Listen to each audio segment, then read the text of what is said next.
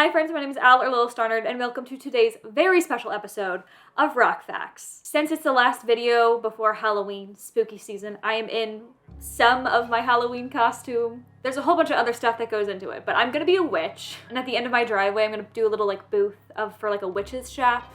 I'm gonna be the shopkeeper. It's gonna be very cute. I have a vision, but that vision is not what we're discussing today. Everyone knows that Halloween time is the perfect time to rewatch Over the Garden Wall. If you haven't seen it, I promise you, you will love it. You're missing out, go watch it. It's a seasonal favorite for a lot of people, definitely one of my favorites. And last year I decided I was going to paint a piece for it, for a Halloween video. I was using gouache on a gesso canvas and it just wasn't working well, and then something happened in the middle and I think I lost all the footage, and so I just gave up on it. But I was going through some old files on my computer and I found the mock-up that I did for it, and I still really like the concept for the piece. So I decided that this is a great chance to redeem myself. And so finally I will be painting an Over the Garden Wall piece. I've been wanting to do a piece for Over the Garden Wall for a long time, and I feel like that idea is probably the best I'm gonna be able to do without being repetitive and copying other people. So I'm very excited to get to do it today. I'm also very excited because not only am I painting this piece, but I'm doing it with some new gouache. For this piece, I'll be using the Artkey gouache. I'll be trying it for the first time. Artkey is also sponsoring this video, so thank you, Artkey. So I am just so excited to try this gouache and finally do some Over the Garden Wall art.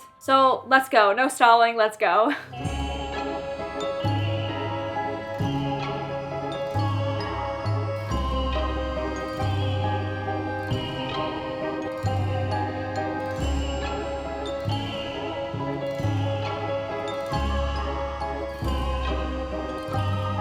So let me start out by saying that while this video is sponsored by Artkey, they want an honest review. So know that all my thoughts are my own, and I'm still gonna be totally honest with you guys when reviewing this product. I think it says a lot about a company when they pay for an honest review. Normally a company will try to send me stuff and expect me to review it for free, and when I tell them my rates, they assure me that I'll love the product, and if I push the affiliate link enough, I'll be paid plenty. They don't need to pay me, and I think they're just unwilling to pay because they know I'm most likely not gonna give them a super positive review. So the fact that Artkey had no issues with my rates told me that they were very confident about their product, and that instilled a lot of confidence in me too. So just keep that in mind. This is a sponsored video, but I'm still gonna be fully honest. Okay, let's talk about the piece because I'm actually really excited about it, and then we'll get into talking about these paints. So obviously, I love Over the Garden Wall. It's such a fun little cultural thing. Everyone seems to rewatch this time of year. Everyone's always oh, it's perfect for Halloween. And I'm yeah, it's about Halloween is in the show. But it is the perfect Halloween show. And starting in September, everyone starts referencing it and you hear the music again, which is so funny because it's honestly old at this point. It's from 2014. I thought maybe it was a few years old, but no, it's 8 years old and we're still holding on. I mean, as we should. It is an amazing show. I remember seeing it come on Cartoon Network for the first time, being oh, that's interesting, and I thought it was gonna be a regular show. I didn't know it was gonna be a special, and it's just so weird to think that that was 8 years, that 2014. That's crazy. It does not feel like that long ago. I genuinely think it's a perfect show. The storytelling, aesthetics, jokes, vibes, for my generation, I just think it's exactly what we want from a show. There's that sprinkle of randomness and weirdness that we grew up, that was my humor in middle school, was LOL taco. But there's also a lot of nostalgia and love and great strong themes, and it's just amazing. I really love it. I also think that it captures Halloween and the October vibe perfectly from my perspective. I love October, I love Halloween, but I do think the month is a bit sad. For some people, August and summer is sad. It is this weird nostalgia sad feeling, but for me that's autumn and Halloween are that weird sad feeling for me. And this show hits it right on the head in that sense, so it's no wonder that nearly every artist has done some sort of fan art for Over the Garden Wall. There's just every possible theme and emotion can come from the show, and it's perfect source material. And the fan art is insane. It is so good. I mean, have you seen September Wildflowers painting? If you haven't, go check it out and you'll know what I mean about the show connecting to my generation so strongly and being perfect for us. But if you just Google Over the Garden Wall fan art, you will see so many beautiful pieces by so many amazing artists. The show has wonderful themes and visuals that really lend itself to amazing visual storytelling. The problem is, I am not good at that stuff. I'm just not. I'm not creative, especially when pretty much every possible idea under the sun has already been used by another artist. I'm not good at extrapolating things and inserting symbolism and storytelling. I'm working on it, but it's just not my strong suit. And like I said, every idea for Over the Garden Wall has been done at this point because it's such a popular source material for fan art. Like any idea I've had for an Over the Garden Wall piece has definitely been done. Way better than I could ever do it. So trying to plan something to do was really, really hard. I've been wanting to do fan art for it for a long time, but I haven't because it's hard. You'd think it would be easy, but any idea you have, like someone has already done, which like shouldn't necessarily be a deterrent, but it just feels like you're copying, especially when you consume a lot of the fan art. So last year when I was planning for this, I really had to think like hard. Like I really had to use my brain. When planning, I was looking at other fan art, literally just to cross ideas off of the list to be like, okay, someone has done this, I can't do this. And one thing I noticed was a lack of boat and water stuff. There are a few boats in the show, the frog boat, a small toy boat in the intro, a fish fishing in a boat in the intro, and I could swear that there is a scene exactly like the one I painted in the show, but I can't find any screenshots, and I haven't done, at the time of recording, I haven't done my like yearly rewatch, so I could be wrong. I could be making it up.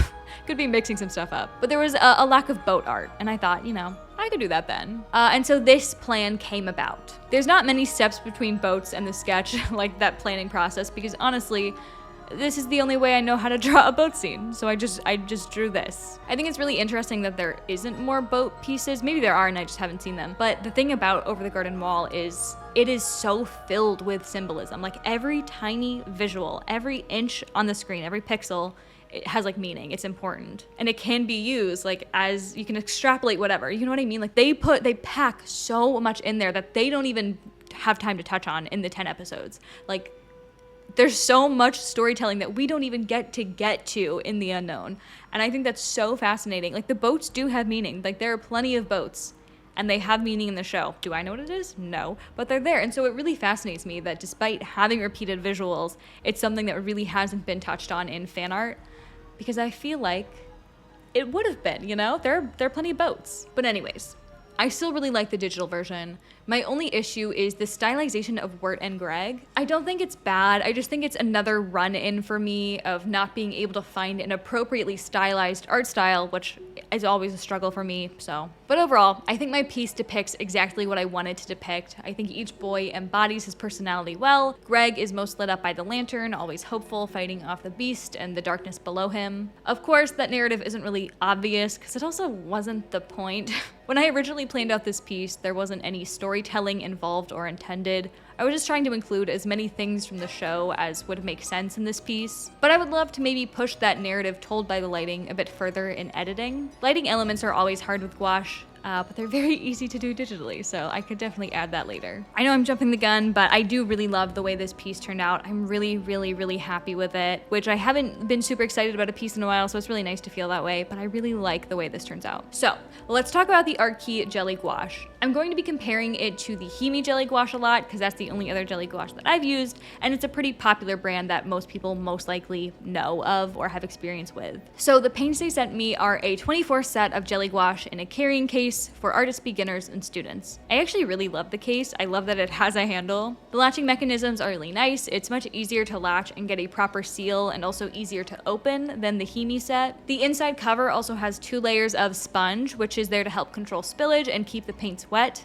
I'm thinking it must help with the seal in some way, but I think the sponge is genius. I've rattled my case around a bit to test out its spill control, and it seems to work really well. Obviously, the sponge does get paint all over it, but it keeps the gouache where it's supposed to be and keeps the gouache from getting all over the inside and outside the case. It also comes with a palette and a set of paintbrushes and palette knives, but they don't fit inside the case like with the Himi gouache. I actually personally prefer this, but that's totally subjective. I never use palettes that come with these paints. I have my own palette for gouache that I prefer. I just generally don't really like wells in palettes, and there's never enough space for mixing for me. So it's annoying that the palette is always inside the Himi gouache set because it gets super dirty, and every time I want to use those paints, I have to very carefully take it out and lay it somewhere where it won't get paint paint everywhere. But I feel like I do have to keep the palette in there to catch the paint instead of the paint getting all over the lid. Like there wouldn't be a barrier between the paint and the lid and the outside world. So I feel like the palette has to stay. So it's nice to not have to deal with any of that with the art key set. The brushes are interesting. They seem very cheap, but honestly, not as bad as they could be. I didn't use them. I didn't even bother testing them because I knew that I was not going to be using them. I thought it was weird that they did include 3 brushes and yet they're all essentially the same brush. I do actually like and use the brushes that came with the Himi set, but yeah, these brushes are getting set aside to be ruined with Mod Podge or something. I'm not gonna paint with these. But that honestly doesn't bother me for things like this. I always think, you know, I'm paying for the paints, not the brushes. If I want nice brushes, I'll go buy nice brushes. But that might be a downside for you. It's definitely worth mentioning. The brushes don't seem great or useful in my opinion. It also comes with a variety of palette knives, which I think is such a nice touch. For pots of gouache like this, you really should use a palette knife to scoop out your paints onto your palette to avoid contamination between paint pots. So the fact that they provide you with options to do that is, I think, really thoughtful. Like, I think it shows that they're genuinely thinking about the art process when designing the products. So even though I won't be using the brushes, they're not unusable. So in this set, you do get everything you're going to need to be able to use the paints. Now for price. On Amazon, these are listed for almost $20, although I'm not sure that that's their price year-round. I don't know. But the Himi is somewhere between $26 and $30 for slightly less paint.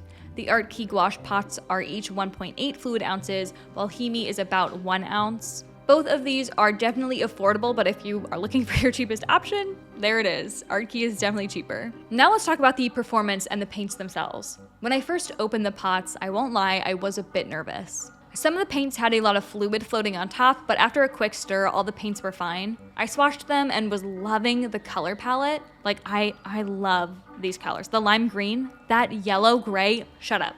I love them. I did notice, however, that there is no brown.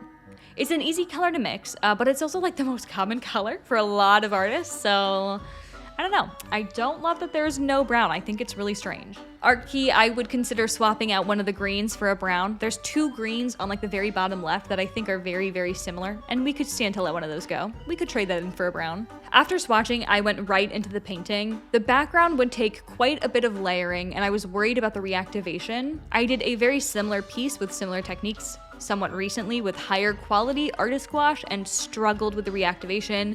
Doing the trees was really difficult. But to my surprise, reactivation was not at all an issue with these paints. The paints mixed beautifully, they went down really nicely.